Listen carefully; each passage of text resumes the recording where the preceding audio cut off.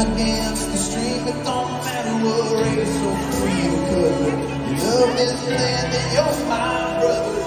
And that ain't way to know your stand. If you say you can't breathe, I'll show you we can. Ain't never gonna stop believing.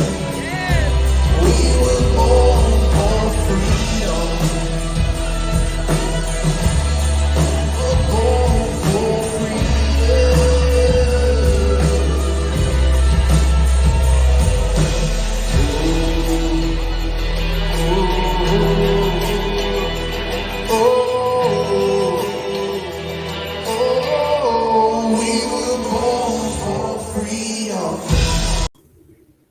Hey y'all, how y'all doing? I'm just gonna go ahead and scare the shit out of you. I think this is probably going to be the single-handed most important video that I put up on YouTube of all over 600 videos that I've made in the last 2 years. By the way, guys, it's the Red Pill Rage 2-year anniversary this month. June is coming to a close, and if you know, you know. If you don't know, I'm about to tell you. I am sick of being in this abusive relationship with YouTube. So starting as of the beginning of July, which is just going to be in a couple of days, God, where is the year flown? I am going to have all uploads, live streams, interviews, lectures that will all be exclusively on Rumble. Okay. Don't have a huge Rumble following, but that's okay. I'm totally willing to start over. If I could get this many subscribers in 2 years after being shadow banned and demonetized and given strike after strike after strike here on YouTube, I can go onto a platform like Rumble and make something much better. So make sure you are following me on Rumble, please. Here we go. Rumble, Truth Social, and Gab. I am Red Pill Rage. Okay, please make sure you are ready to transition over to the parallel economy. I am here for the few. I am not here for the many. And what I mean by that is I have way too many subscribers to not be getting a lot of people on my channel anymore, and I just don't. And I'm not afraid to admit that. I don't think it's lack of quality of my content. I don't think I'm boring. You don't. I know you don't think I'm boring. I'm not saying the same shit. I'm saying all kinds of different things. I expand, and I have so many different subjects. I know my it's entertaining. I know it's educational. I know it's inspirational. But YouTube just keeps grinding me and grinding me and grinding down my self-esteem, and I'm sick of it. So it's time to move on into the parallel economy. I go where I'm appreciated, not where I'm tolerated. If you are not following me on Instagram, I am Red Pill Jenny on Instagram. I am Rage Red Pill. It's reversed. On Twitter, on TikTok, I am not Red Pill Rage. And again, make sure you transition over to the parallel economy, Truth Social, Gab, and Rumble. I am Red Pill Rage. We are the Republic. This is the Ultra MAGA Empire, the 1A Army. We are uncancelable. We are standing tall, and we are staying based. And before I get started, part of being the Ultra MAGA Empire means that I have put so much effort these past couple of weeks into buying American-made products only. Like literally American-made products only. Okay. Now, do I have a bunch of shit that's not made in America? Of course I do. Primarily my clothes. And I think most of us would have that same challenge. Okay. So I decided to pick one area of my life that I would dedicate to exclusively buying American-made products just to start, because this is a hard transition. It requires a lot of research. It's not easy, okay? You'd be shocked, and I just want to share this very quickly. You would be shocked. Let me go ahead and turn off my background for just a second so you can see everything.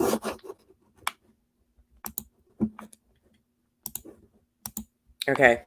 You would be shocked how hard it is to find beauty products, makeup, dental products that are made in the USA. I had to go I mean, what I'm saying is that it's going to require you to look on the labels on every product on every shelf to find something that's made in America. So, one of the only made in America mouthwashes, we all need mouthwash, right? That I could find was this CVS dry mouth rinse. Okay. It does have a tiny little bit of fluoride in it. And you all know that I'm anti fluoride, but I mean, it's a small sacrifice. This one is made in America. Okay. Same thing with the CVS dental floss. Okay. This is the dental floss, the extra comfort mint flavor dental floss. You'd be shocked how much of our dental floss is made in China. This was the only dental floss that I could find that was made in America. The CS extra comfort fresh mint flavor. Okay. All those little like mint picks and stuff that I love using, couldn't find one made in America, all made in China. Doesn't matter what the brand was, Procter and Gamble, Glade, Glide, all made in China, every single one. Continuing to purchase products from this company, Pure Majestic. Okay. I talked about this company a couple weeks ago. This company is based out of San Diego, California. I believe it's a family owned business. I got a couple more scrubs because they are so great. Like, I wish you could feel my thighs right now because they are soft. I got the matcha green tea scrub and the Himalayan salt scrub. Okay. Doesn't have fancy labels, but again, these are made right here in the USA. They make shampoos and conditioners. They make facial products, and they make body products as well. I have their argan oil um, whipped body cream. Smells really great. Softens. You're not going to be ashy all day long. And then for those of you ladies who might have acne issues like I have, or you have dark spots on your face like I do, I got the hyaluronic acid. Okay. Can you see that? Is it too bright? I got the hyaluronic acid, also made in San Diego. Okay. So you got to put your money where your mouth is. Ultra MAGA Empire is a lifestyle. Okay. And just like I said, pick one thing in your life that you are ready to spend more money on, that you are ready to look harder for, to support and keep our money in our country. Okay. Just pick one thing. Electronic are going to be really hard. Clothes are going to be really, really hard. So just pick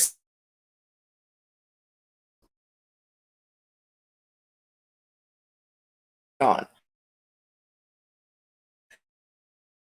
Going to why? Okay. I have been a chef for 19 years, but I've been cooking since I was 14 years old. Feeding people is probably one of the only joys that I've had in my life consistently.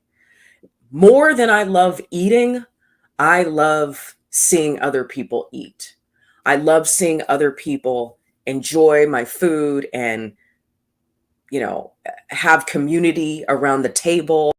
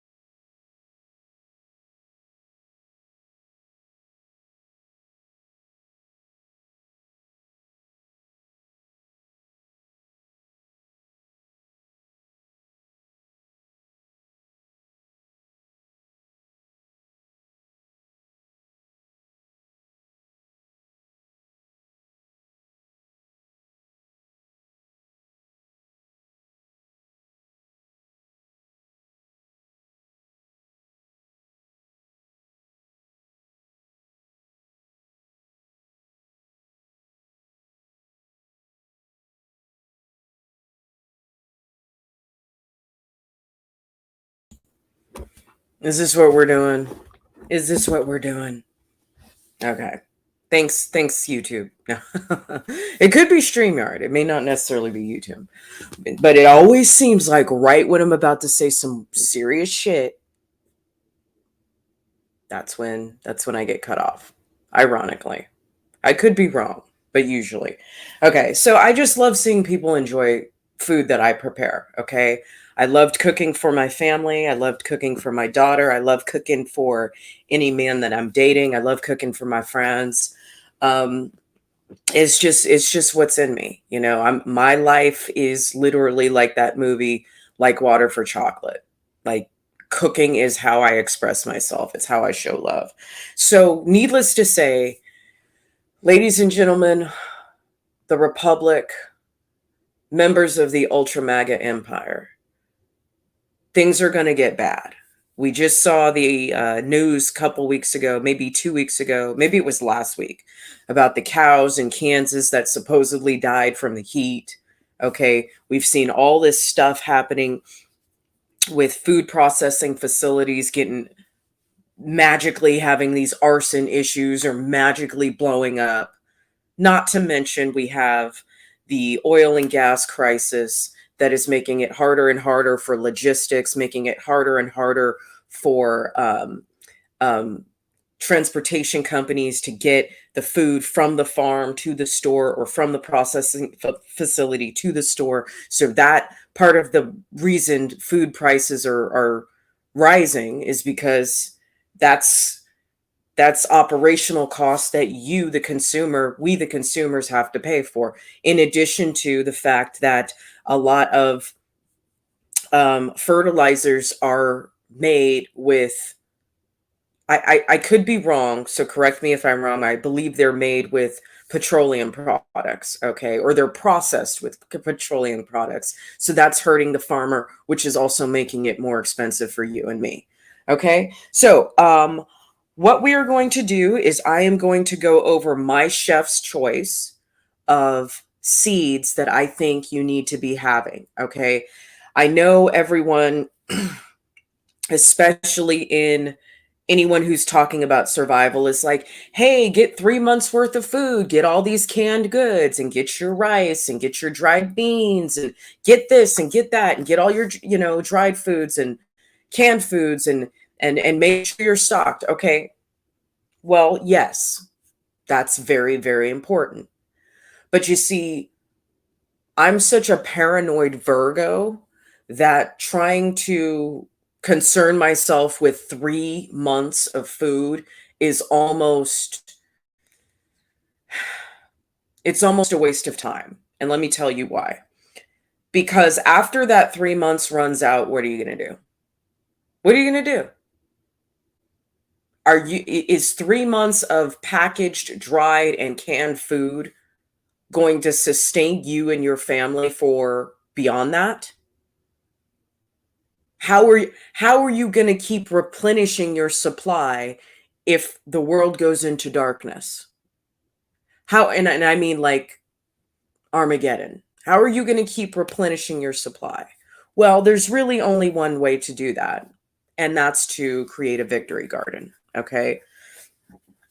That is to know how to extract seeds from fruits and vegetables, dry them, germinate them, and replant them on an ongoing basis. Okay? That's the only way you're going to survive long term. Now, you can buy your 90-day food buckets from whatever source you want to. I know Bongino sells them, or one of his sponsors sells them on his site. I know that Amazon has a survival bucket. You can go to the military surplus store and you can get MREs, okay, which are great. You could just go to the store and just buy whatever you want and just have it, okay? But for someone like me, like I'm about to be moving in the next 60 days or so, I'm not going to buy a bunch of food right now and just leave it here because I'm not going to be able to fly with it. Like I can't even afford a fucking U-Haul to take all this shit to Florida. Whatever I can fit in like 5 suitcases, I'm just going to pay for the suitcases and get on a plane and fucking go. It'll be a one-way ticket. I'm not coming back to fucking Texas. I'm not coming back to Texas. Okay. So I was trying to think, okay, what could I do? What could I do? What could I do? I could, if Armageddon hits before I leave, I'm probably going to, I'm probably going to tie up my landlord and hold him hostage and take all of his food. Okay. Because, at a certain point, we're going to have to get ruthless. All right. And then I'm going to plant my victory garden in the backyard. Okay. So, victory gardens. Why does that excite me? Because it reminds me and it reminds you of a time when Americans were a lot tougher than we are now.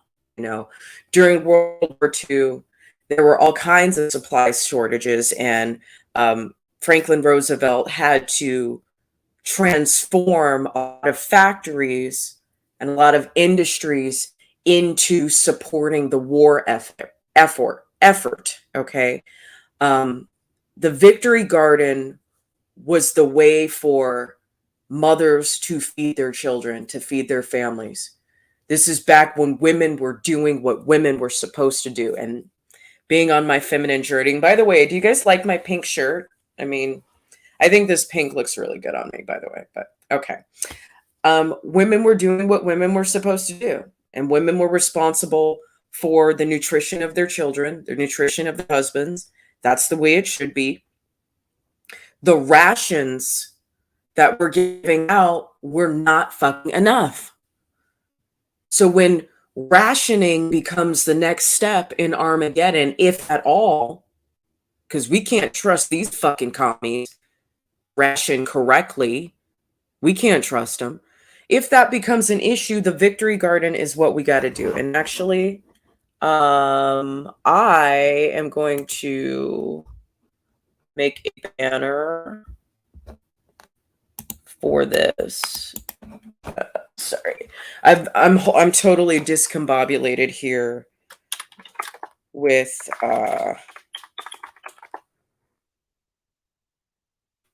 the electronics, but bear with me.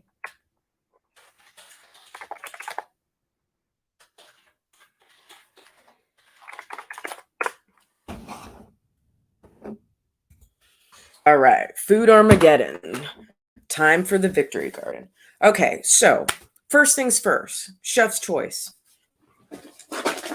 I spent about $60 on seeds a couple days ago after I got paid, and I would like to double this supply and buy even more seeds. This is quite a bit, okay? Some of these vegetables, the reason I know how to grow them is because when I was living in Oakland, my roommate and I, we grew beans, we grew tomatoes, zucchini. She had an orange tree, a Meyer lemon tree. By the way, Meyer lemons and citrus, or actually all citrus, grows throughout California. So Orange County is called Orange County for a reason. And even in Northern California, citrus trees are huge. Okay, there's a lot of them. We also have a lot of wild raspberries. So there's like a lot of food that can grow, like even in the city, even in your backyard. So this is why this excites me. So number one, you need to have water-rich vegetables. Water-rich vegetables is going to help you stay hydrated. And I know it sounds crazy, but it is true, okay? Water-rich vegetables are going to help you stay hydrated. Let me just go ahead and pick these out.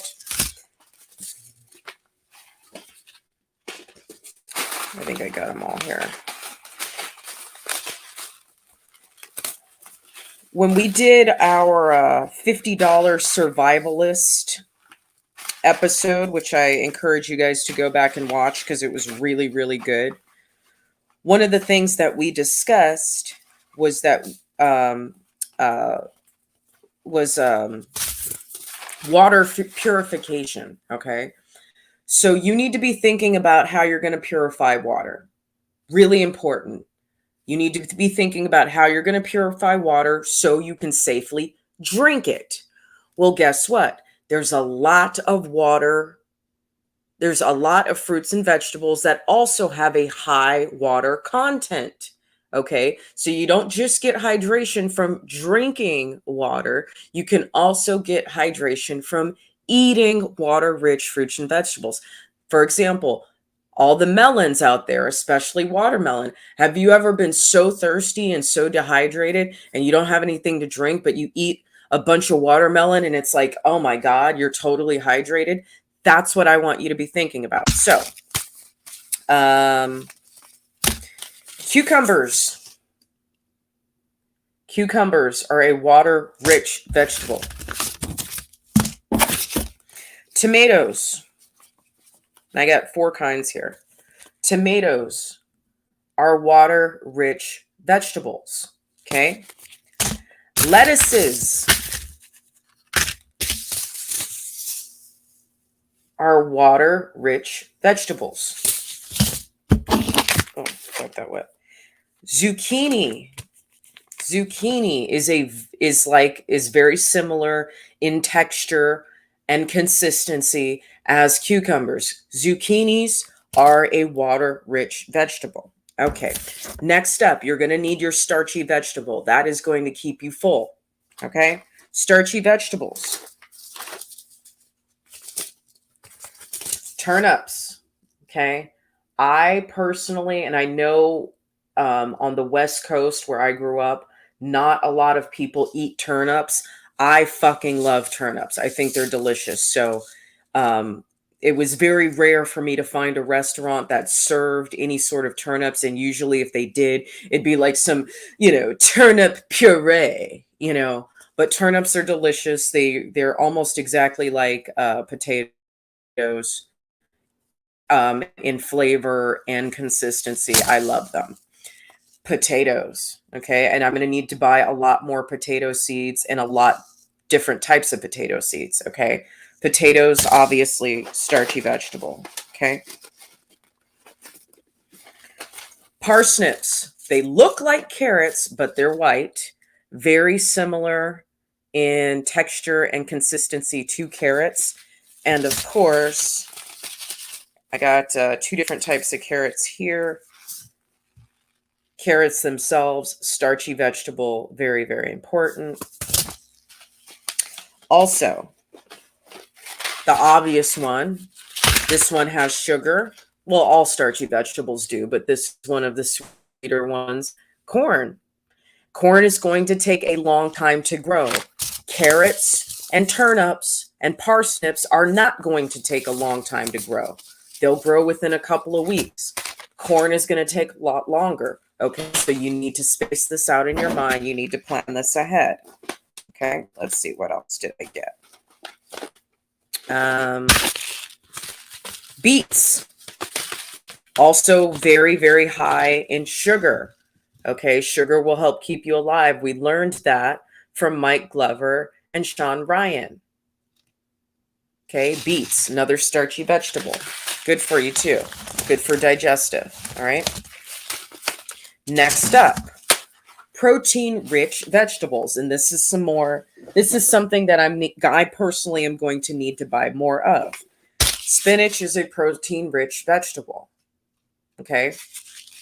A lot of the leafy greens. Okay. So that means collard greens, mustard greens, dandelion greens, kale, and Swiss chard.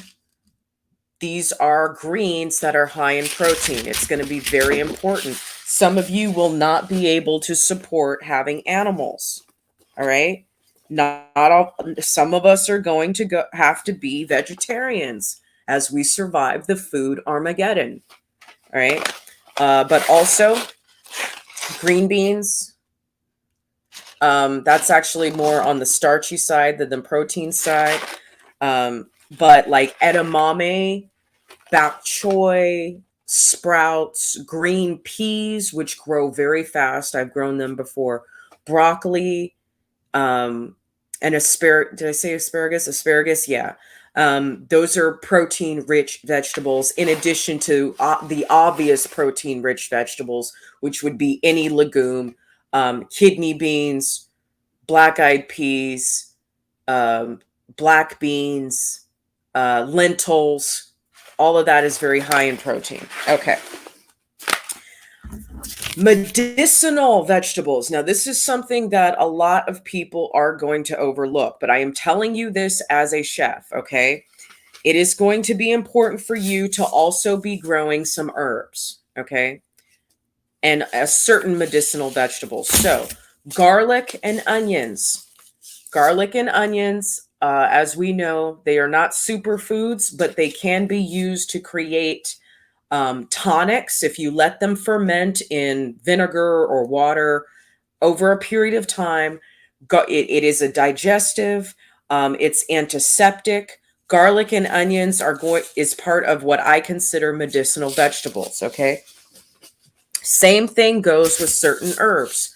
I'm going to get more herbs than this, but I started off with this basil blend because I absolutely love basil. You can make really good teas and lemonades and all kinds of beverages from basil, but basil is also medicinal, as is thyme. You're going to need thyme. You're going to need rosemary.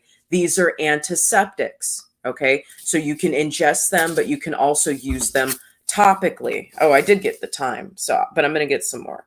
All right. Taking away the moments that make up the dog day. Every time I think of thyme, I think of that song. Okay. And then I also got some peppers. Peppers are water rich, but they're not really voluminous. They're not very voluminous, but I wanted to get these anyway. And then I also got something called cover crop, which is a soil builder with peas and oats. So this is something that you can plant to create a richer, more nitrogen heavy environment for whatever soil that you're working with. All right, next up, I wanted to discuss a couple of other things that you need to be aware of when planting your victory garden. First off, pests are going to be a problem. If you are growing outdoors, you need to do some research for yourself and figure out how are you going to keep away birds and rats. Rats are going to be a big issue. They were a big issue when we had our garden in Oakland. Okay. Whatever traps you want to use, figure it out. If you want to use some netting, you want to have enclosed boxes that are impenetrable, you have to decide for yourself how you're going to build that. I can't tell you. I can only give you ideas and make sure that you're conscious of how to do it, okay? Netting is going to keep the birds away, and rats are a whole fucking challenge, and it's going to be different in every area. My hippie, commie, liberal roommate did not want to kill the rats. I did. Using other animals is helpful. So you might need to think about having several snakes. Okay, if you're not scared of snakes, I'm not scared of snakes. You might need to consider using other animals as pest control. You can use traps, you can use poison. It's up to you, whatever suits the environment that you are going to be in during Armageddon. Rooftops are great. You're not going to have as many pests on a rooftop. It's better for security. Okay. You don't want people necessarily being able to see what you're growing. We're going to get to security in a second.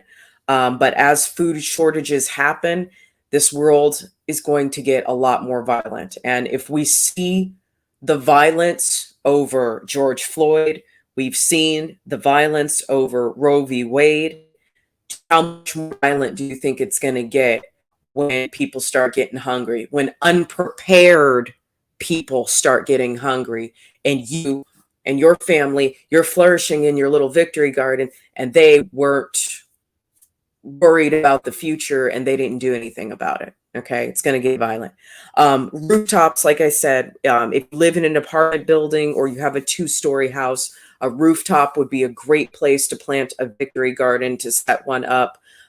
Obviously, if the roof is not, if there's a slope, an incline, a grade, whatever you want to, roof's going to issue your way around it, which I'm about to show you.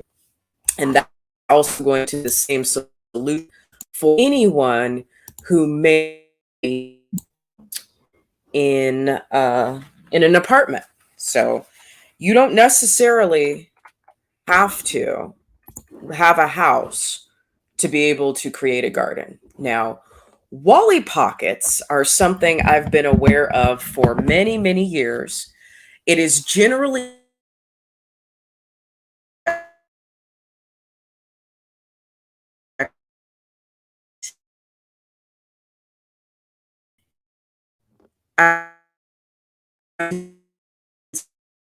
see, if you had to, you could use the you know those things that are on the back of a door. A lot of people have them, where you put your shoes in that. You could do a low budget Wally pocket. You gather 2 shower curtains and create a Wally pocket that you can put in your windows, okay, in your apartment, okay. Generally speaking, these are kind of expensive, and they're usually more for like commercial grade. Um,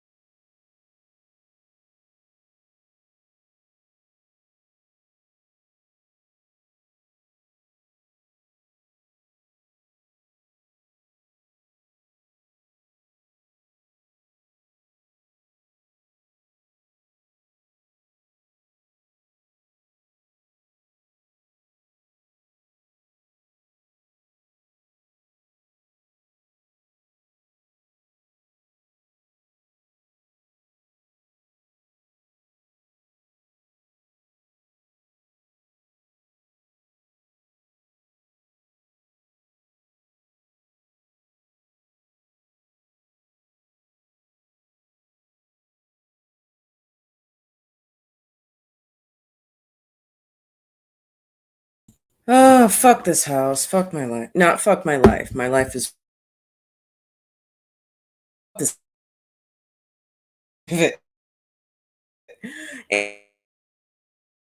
Anyhow, comments as we listen to this podcast. Now, um, a couple of weeks ago when I got up on iTunes, Spotify, and hold on, I'm back. A couple of weeks I got on iTunes, Spotify, and iHeartRadio.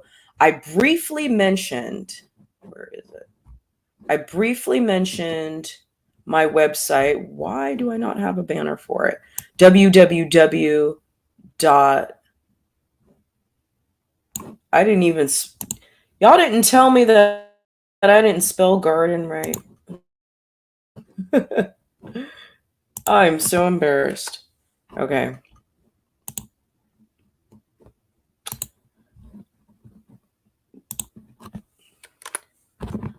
I briefly mentioned here's the banner for it. There we go. I briefly mentioned my website, www.redpillreadingclub.com. I also talked about the other 5 podcasts that I listen to on a daily basis, the ones that I recommended you listen to on a daily basis. And that was, of course, Stan Bongino. I love his stuff. I think he's very credible and he has a great perspective about our government, having worked as security detail for 2 presidents. Really smart guy, knows a lot about civics. My baby, Matt Getz, my future ex-husband, Matt Getz. I love hearing from him, not just because of his personality, not just because of how savage he is, but obviously he is a member of Congress. Therefore, he's got insider and up-to-date information about what these fucking wackos are talking about, what these wackos are trying to do to our country, and how to tear it apart, and how he's fighting back. Epoch TV is really, really good. Epoch News, so you can get really good international news as well as local news. And then also I listen to this guy who works for Epoch TV. How do I pronounce his last name? Roman Balmakov. Love this guy. This guy's show is amazing. So for the last 20 minutes, what we're going to do is go ahead and listen to what he has to say about the food crisis and things you really need to be things you really need to be aware of. Released the official consumer price index numbers, and according to the data, even the future availability of food.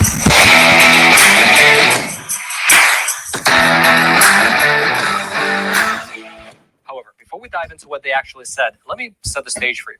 This right here is the current annual rate of inflation here in the U.S., a staggering 8.6%, the highest that it's been in the last 40 years. That earlier today, the Bureau of Labor Statistics released the official consumer price index numbers, and according to the data, which you can see up on screen for yourself, the rate of inflation rose by an additional 1% in the month of May. And as you can see from this chart, this makes the new current rate of inflation of 8.6% the highest that we've seen in this country.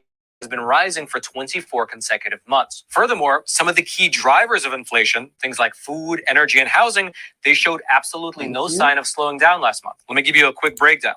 Food prices overall, they soared by 10.1%. The cost of energy overall increased by 34.6%. Fuel oil went up by a staggering 106.7%. The price of gasoline was up 48.7%. The cost of electricity jumped by 12% year over year. The price of airline tickets rose by 37.8%. The price of a new vehicle was up 12.6%. Used cars and trucks were up 16.1%. The cost of clothing rose by 5%, and so on and so on and so on. Inflation has hit almost every single sector throughout the entire nation, which kind of begs the question. 1 year ago, how come there weren't any quote-unquote serious economists advising the White House on the possibility of this raging inflation? There's nobody suggesting there's unchecked inflation on the way. No serious economist. However, regardless of whether they saw it coming or not, these new inflation numbers, they led to an immediate tumbling in the markets. In fact, right now, as we're filming this program, the Dow Jones Industrial Average has fallen by over 800 points, while the NASDAQ has dropped by over 3%. However, that is not what I want to discuss today, because today I want to focus specifically on food, because at the end of the day, while things like clothing, cars, and even gasoline are important, there's quite frankly nothing more important than food. And the cost of food is skyrocketing just like everything else. In fact, within this latest report, it showed that across the country, the price of beef is up 10%, Pork is up 13%, chicken is up 17%, eggs are up 32%, milk is up 16%, fruits and vegetables are up 8%, coffee is up 15%. You get the picture. And so in order to map out what might be coming in the near future, I spoke with two people who are at different ends of the food supply chain. I spoke with an American farmer named Mr. John Boyd Jr., as well as with the president and CEO of Goya Foods, one of the largest food distributors here in America. And quite frankly, they painted a rather grim picture of not only the future price of food, but also, as I mentioned at the beginning of today's episode, even Hey, the get some future tobacco and availability of some. food. Here's, for instance, Honestly, if you need tobacco and marijuana, shit, get some seeds for that too. I ain't mad at you. what the American farmer and also the president of the Black Farmers Association, Mr. John Boyd Jr., here's what he had to say. Yes, most of these are heirloom, non-GMO seeds. I decided I wanted to pay a little bit more, but what I'm also going to do is I'm going to get some regular fucking Monsanto seeds because they are stronger. Okay, so I'm going to get a variety. I spent $60 on what I showed you. I'm going to spend another 60. I'm going to get a variety because if any of these fail, I want to have backups. You have three major commodities that the United States still happens to do better than most parts of the world. And that's corn, wheat, and soybeans. We still produce those crops probably just as good or better than anyone. And when farmers don't crops in the ground, it's a risk that we're going to have a food shortage. Yes, we import certain commodities in this country, but we're still the number one producer for corn, wheat, and soybeans. And we have to do all we can to make sure that farmers get those crops. Real quick, I want Kevin, thank you for making this comment. Super important. Canning, dehydration are the two best ways to preserve the food that you have. Okay. That's a whole nother thing. It's something our grandmas knew how to do. Our moms probably didn't learn it. For me as a chef, one way you can preserve your vegetables obviously is fermentation, pickling, huge. But again, not a lot of people know how to do it. That would be something I would implore every single person to try to learn how to do. Watch as many YouTube videos about it as you can. You're going to need to buy a lot of vinegar. You're going to need a lot of vinegar. You're going to need a lot of spices in addition to whatever you're growing in your victory garden. Okay. It's not that hard to do. But if you do it wrong, you can actually ruin the food that you have. So again, dehydration and canning, pickling, that's how you preserve food. That's how it's been done for hundreds, if not thousands of years. In the ground and have the resources readily available at the time of planting and harvest and in order to do what we do. And we may not need a doctor or a lawyer or scientist, right now as I'm speaking to you. But every single day in America, we need a farmer because at some point, we're going to eat. And we take for granted that we can just walk into the supermarkets and grab things off the shelves and they're automatically going to be there. But there's a process by which a farmer produces that commodity and they wind up in other things such as corn flakes and corn syrup and other fruits and vegetables up in these supermarkets. But the farmer produced those crops. They just don't come out of air, people. And we need to support farmers right now at our time of need. Can you give us an idea of how much it's costing you to operate your farm right now this year compared to the same time last year? Well, right now things have tripled as far as cost for my own farming operation and for many farmers across the country. For a ton of 15 fertilizer is $1,040 right now. And last year this time it was maybe $300-400 a ton. So the price have tripled. Diesel fuel is at $5.70, and last year this time about $2.70. My upfront costs have doubled. The price of seeds have went up, and all of these costs, so people that are watching can understand, have to be paid up front. So when that diesel truck rolls up to my farm, I have to be able to write a check. for the diesel fuel. I have to pay for the fertilizer. I have to be able to pay for the seed. All my upfront costs have pretty much doubled, and there hasn't been enough help from the administration to address it. No help. President Biden spoke about. We got what is it now? 58, 55, 53 billion for Ukraine. Okay. And we got, 30 million to put smoking kits in urban areas. Okay. But we don't have any money for farmers. Thanks, Joe Biden. Federal crop insurance. If I have a choice between buying diesel fuel and seed and fertilizer and federal crop insurance, I'm going to buy my fuel and seed and fertilizer. And if there's anything left, I'll buy a federal crop policy. That's not the type of upfront needs that farmers have. We have an urgency now for farm operating loans, and we have an urgency of now, but short of opportunity to plant our crops. So we're looking at June 15th.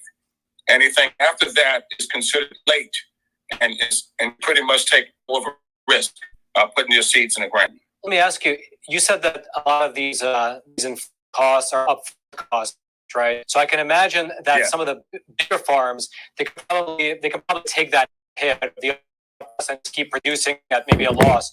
But if 80% of these small farms are mid-sized farms, can they take that hit? If not, you foresee a situation where, just like we saw during the pandemic, a lot of small shops had to close and Walmart and Amazon got bigger. Yep. Is this thing happening? I think you're going to see a lot of smaller guys not make the cut this time.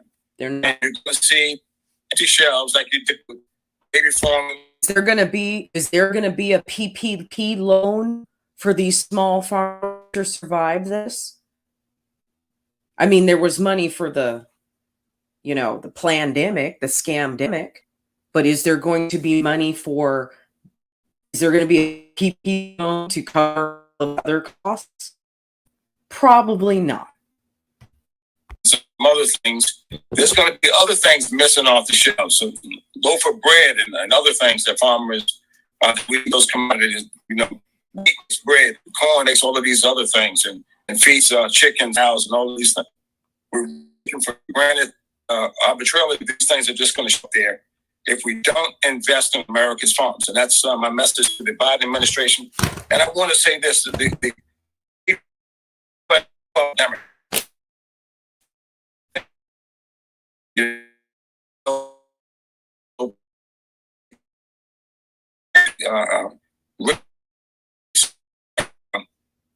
to get those crops in the ground.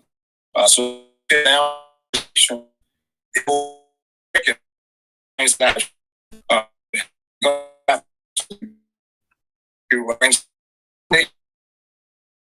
to Ukraine.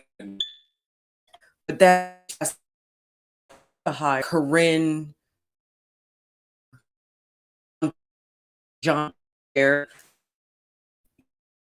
for placement, or is the best it's ever been historically. Really? Bit. Certainly not families and people in the time of need. People right at home too. And I urge the administration to put some beef in there, some farm operating funds for farmers and farmers of color. But that didn't happen to us. So of course not. The example there is you have to take care of home too, and no one's against helping those victims of war. So I want to be clear. I just use that as an example that farmers need help now, but we provided $50 billion in aid to Ukraine.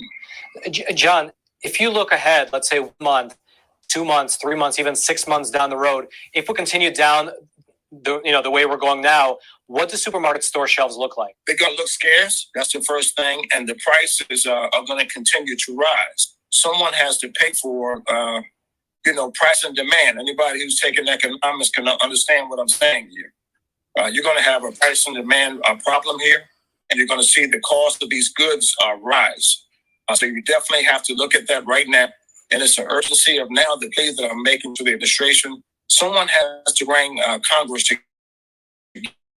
Republicans and Democrats, because food, like I said, is a neutral. We got to have it, and we got to have farmers, and we need the support. And, they need to put their Republican and Democrat hats down and say, you know what? Every time farmers need in the country, America always rises to the occasion, and this shouldn't be any different, regardless of how divided America is politically right now. Let's say several months down the road, is everything going to be higher and more expensive, or will some products be hit harder? And if so, which products are? I think you're going to see across the board higher food prices because of the examples that I explained. You need grain to feed to beef cattle, the poultry industry, the hog industry, all rely on some portions of grain to feed for feeding of these livestock, and also all of the elements that corn and wheat are used in all these other byproducts. You're going to see a high cost of food across the board in America. Yeah. Let me ask you this. So besides the inflation, there was something regarding the weather that I read. I want to read it to you and get your opinion. So this came from a wheat specialist at Kansas State University.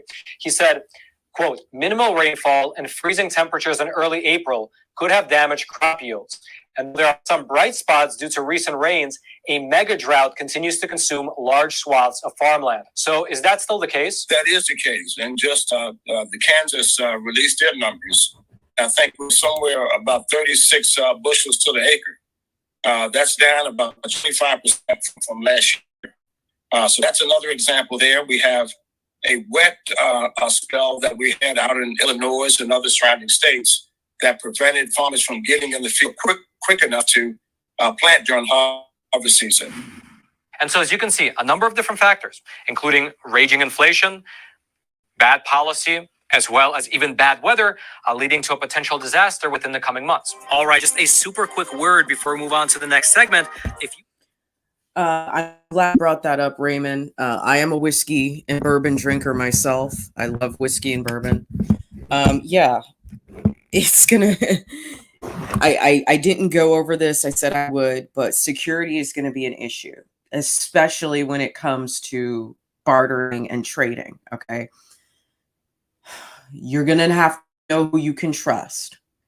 You're going to have to know your people, and you're going to have to know your community, because just like everything else, whether it be selling a car on Craigslist, going to look for an apartment, drugs, okay, there are going to be a lot of scam artists, and there are going to be a lot of people who are going to try to rob you at gunpoint for your shit. Okay, so once again, security, when we talk about victory gardens, when you talk about, even like you said, collecting whiskey and spices, you're going to have to know who you can even allow into your space to do these transactions. Okay. Motherfuckers are going to come, they're going to buy a little bit, or they might barter for a little bit. And just like in Vegas, they'll get your address, and then they'll come back at night with their boys, and they will fucking rob you at gunpoint. Security around the food is going to be just as important as growing the food. Happens want to give us is Ms. Robert Anunu, the CEO of Goya. Okay. Now, however bad you think it is, it's worse. So that was an interview with a farmer. He brought up a lot of important points that we all need to be thinking about, which inspired me. I mean, I always wanted to buy these seeds. Like I said, I've grown food before, but now it is going to be more critical than ever, because when the food runs out, the seeds are going to run out next. So make sure you get those now. Okay. I've heard bullets being referred to as freedom seeds, but these are freedom seeds as well. Okay. These are survival seeds. You got freedom seeds, you got survival seeds. These are survival seeds. Okay. This next part is really going to get under your skin and make you angry. It's bad. Foods. He told us about the skyrocketing cost of actually getting the products from the farm onto our supermarket store shelves. Take a listen. So I'd like to start by asking you this. How much is it costing you right now to run your business this year as compared to the same time last year? Well, thank you, Roman, for having me on. What is costing us is... By the way, I might have been speaking when he said this, but the man that he's talking to is the president of Goya Foods. Okay, the fucking president of Goya Foods, and they said largest food companies in the United States. Okay, and remember a couple years ago when everybody was giving Goya Foods a bunch of shit because they supported President Trump? Well, they're the largest, if not one of the largest food companies in the United States. So if anybody we should be listening to, this is one of them. If you look at cans, for example, cans have gone up 64%, half the price of a case of bean. Fertilizer for crops coming out of farmers have grown up fourfold. Inflation with fuel and transportation is through the roof. The cost of labor, we took the wealth of this country to put a big dividend out to incentivize people to stay home and not work.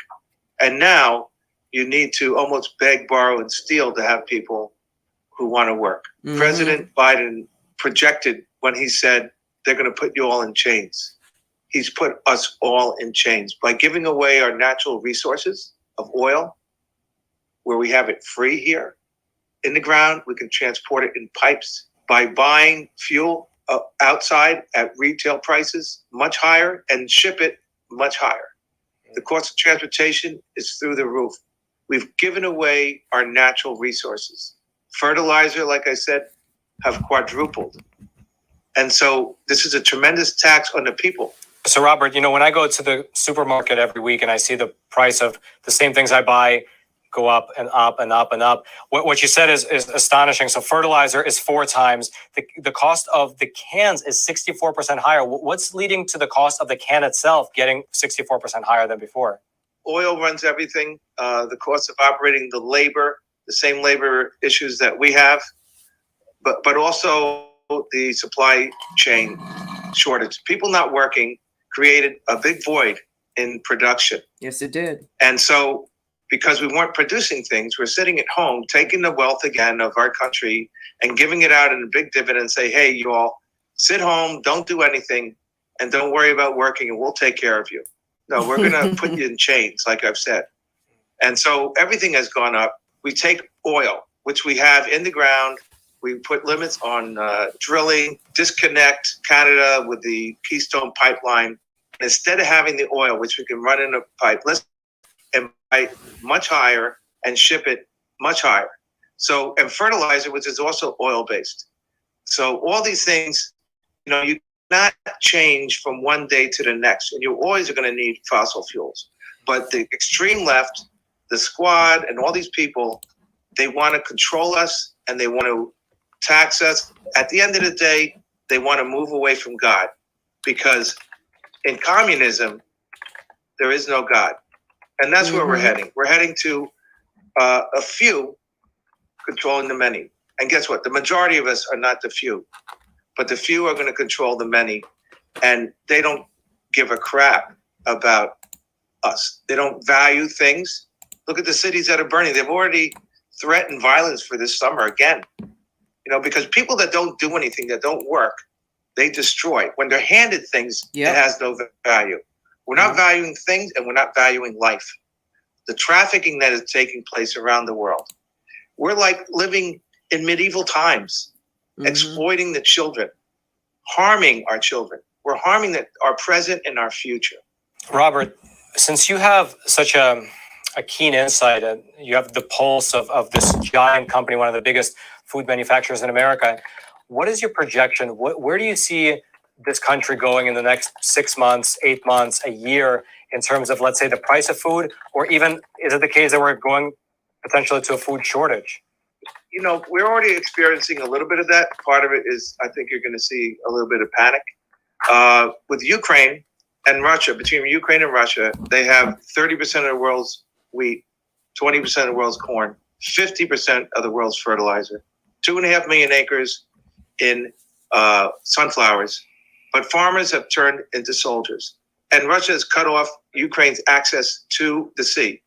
I was reading something this morning where there's about 400 million people who will be affected just by Ukraine's production.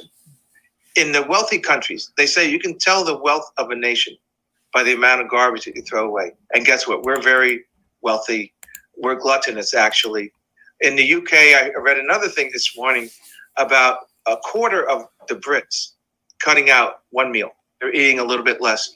But the people in Africa and Asia and Europe and some other countries, they are not going to have a meal. Thank you, to cut. Clue. They were going to go.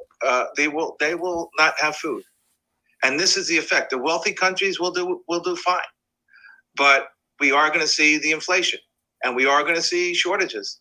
We're going to have to eat less. We're going to have to eat more nutritious. So you're saying that the countries directly affected, like the African countries, Eritrea, Niger, etc., the Middle East countries that directly import most of their grain, most of their wheat, most of their oils from Ukraine and Russia, they'll be very heavily affected. But here in America, we'll be slightly affected, with the biggest effect being the rise in prices. How high do you think these prices will go here in America? I think you're going to see a bad fall because, you're planting now. Unfortunately, it's a planting season in Ukraine. They're planting some, but they say 30 to 50% less. And by the way, they also supply Peru and countries in South America with fertilizer. We have the natural resources. We're selling a lot of our food to China with the futures. Rice. And we have all these incredible natural resources, but we're giving it away. We've given away our oil. And so fertilizer goes up. Transportation goes up. There's people like China and other countries that are going to come in and buy our food. But we need to, and we're big consumers. We're the biggest consumers of everything, even child trafficking. We are consumers of everything. We need to not be so gluttonous. We need to eat healthy. We need to love each other. We need to get closer to God so we're not exploiting our children, because, again, our children are our present and our future. Let me ask you this. When you were talking about the situation, it made me wonder if those countries in South America and Africa and in the Middle East that rely so heavily on Ukraine and Russia, if they suddenly stop getting that food in those shipments, what would happen here in the U.S.? Because I could imagine that some farmers begin to ship out to those countries to meet that demand. What would happen to the food supply in that scenario? Would the government almost have to step in to stop exports? Well, what's your opinion on that? Well, we're a democracy. We're a free country. There's futures, so people come in and buy our soy and buy our grains, and so that's open to the market. Historically, we have not been huge exporters in certain grains. For example, Europe shuns us with corn because it's GMO or whatever. So I think they're going to be a little bit less demanding, and you'll see more exports going out. We are going to be exploited. Like I said, President Biden said they're going to put you all in chains. When you give away your resources, with our food, we used to be the protector of the world. We abandoned the children in Afghanistan. We've abandoned the children and women in the Ukraine. We are no longer the protectors and the strength, protecting people around the world. We are weak. We're projecting weak. And I think that's why we have a war in Ukraine to begin with. But there will be shortages. We got to get back to being a country that loves, protects, builds, and stands up for the most innocent and vulnerable. Or we're going to become vulnerable ourselves. We're going to become, we're not going to be able to help ourselves if we give our natural resources away. That's right. This is not good. You're going to see the plantings from this summer in the Northern Hemisphere, in Ukraine here. You're going to start to see a poor crop in the fall because, again, the fertilizers quadrupled. People are going to put less fertilizer, yes, less yield. And then we go to 23. So this goes through 23. Unless we get our act together by the next plantings in the spring of 23, we're in for, let's tighten our belts and we're going to be with high inflation. It's just I think it's going to keep going. And now, I'd like to mention that the U.S. Hey, Congress, at this moment, Detox. they're holding hearings. However, the hearings are not about the raging inflation in this country, which everyone is worried about. They are rather about January 6th. However, there are many things that will very likely not be discussed during those hearings, such as, for instance, why Nancy Pelosi declined President Trump's offer of 10,000 National Guard troops ahead of the January 6th event. And so, in order to make sense of it all, over on Epic TV, we just published a phenomenal interview between myself and Miss Julie Kelly, who's the author of an investigative book. Okay, that's enough of that. If anyone wants to jump in, I'm going to play a little song for you, which I'm going to get a copyright strike for, but I don't care. We're going to play it anyway. And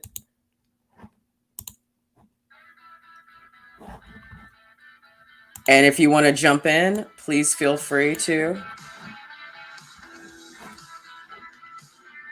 Yeah, Epoch is the shit, for sure.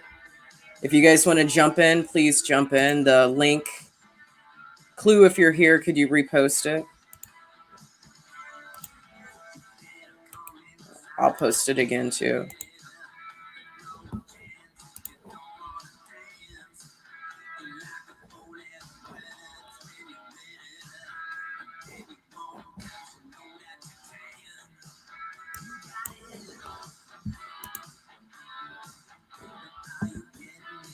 Of course. Angry Snowman! It's been so long. Where have you been, Angry Snowman? I've missed you.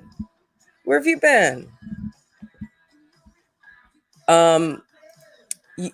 Please make sure you're following me on Rumble, because I am, as of the 1st of July, I will no longer be on YouTube. I am leaving YouTube. I am entering into the parallel economy. My content, I'll still post my shorts and like my TikTok videos on YouTube, but no more lectures, no more live streams, no more interviews. Everything's going to be on Rumble from now on. Plus the other platforms I'm on. I'm working on learning the technology to create an internet radio station. I'm working on the technology to create something else that I'm really excited about. Only Clue knows about it. Only Clue knows about it, but it's going to be big. And gotta finish writing my book. Really important to me to get my voice out there before I die. Yeah, he's my office husband. Damn straight. Pissing off Strags. Is that what you've been doing? We all piss off the Strags. And the beta males.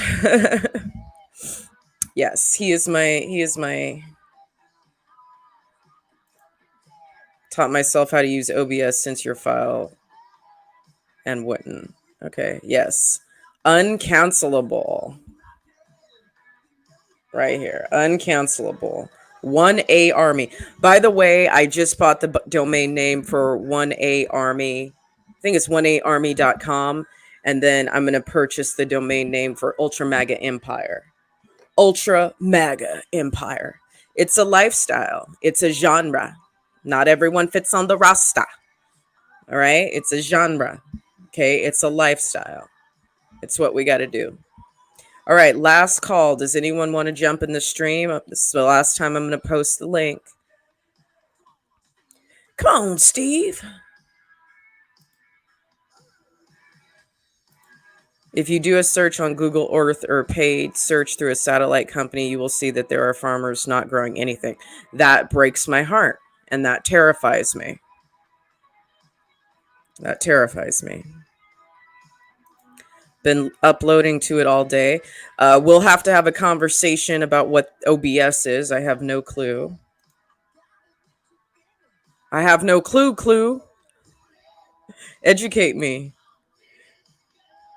All right, last call.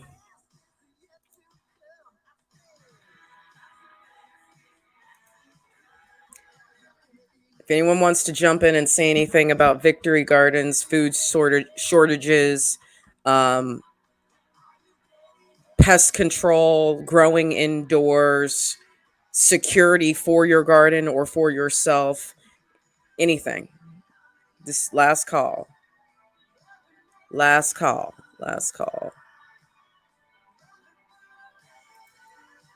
Whatever you're talking about, it's way over my head. Make sure you guys are following me on Truth Social or Gab or Rumble, especially Rumble, because as of like literally like 3 more days, I'm going to be out of here. I am leaving this abusive relationship that I have with YouTube, and I don't think it's any secret that a trauma bond is a hard bond to break, and YouTube has been a trauma bond relationship for a long time now, and it's just not worth it. It's not worth my energy.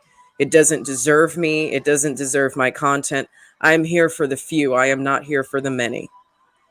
And if anyone is still reluctant to transfer over to a free speech platform that supports what we are trying to do and trying to say, just like I have been reluctant, if you're still reluctant, then just stay here, okay? But if you're ready and you understand the necessity, and if you can even empathize with the pain and the frustration and the headache that YouTube has given me, your favorite YouTuber, Red Pill Jenny, okay? If you empathize with what I've gone through, just create a profile, get the app, and, you know, even if you don't follow anyone else, just follow me. Just follow me so you can get the content. All right. So it doesn't look like anybody wants to jump in. That's totally fine. Thank you guys for listening. Again, I said it in the beginning of the video. This very well might be the most critically important video that I've ever made in 2 years and over 600 videos. Okay.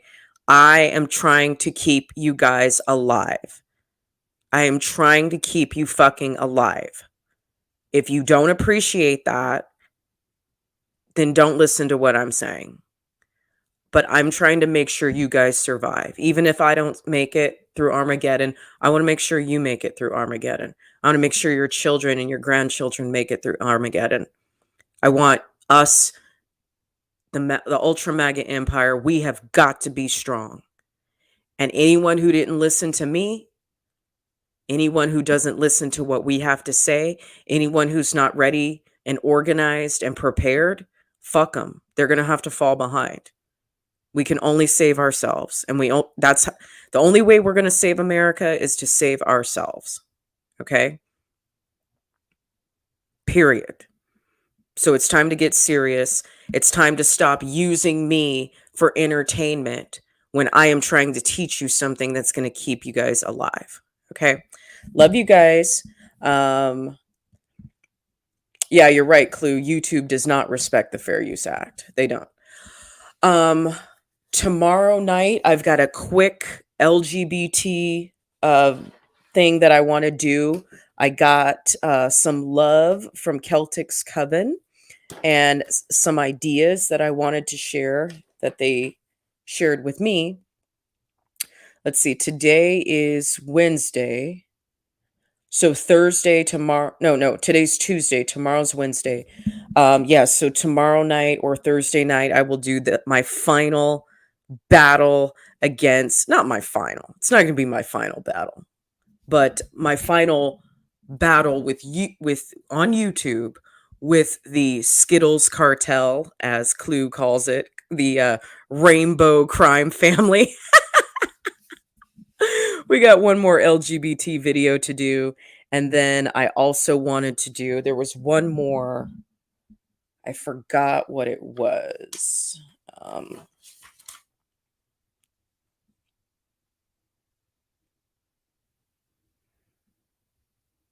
There was one more video that I wanted to do. And then Friday, July 1st, I will do my Dear YouTube goodbye letter. And then after that, you guys won't see anything other than the shorts. Okay? All right. Y'all have a good night. Thanks for listening. Make sure you share, comment. If you are not subscribed to me on iTunes, now called Apple Podcasts, or Spotify, please go on there, rate me, and leave comments. That is how I'm going to grow. You got to rate me. You got to leave comments. Okay? And then stay abreast of everything that I'm doing on my other social media platforms. Again, Instagram, which is my personal page, at Red Pill Jenny. Twitter, Rage Red Pill. It's reversed. TikTok is not Red Pill Rage. And last but not least, of course, Truth Social, Gab, and Rumble, Red Pill Rage.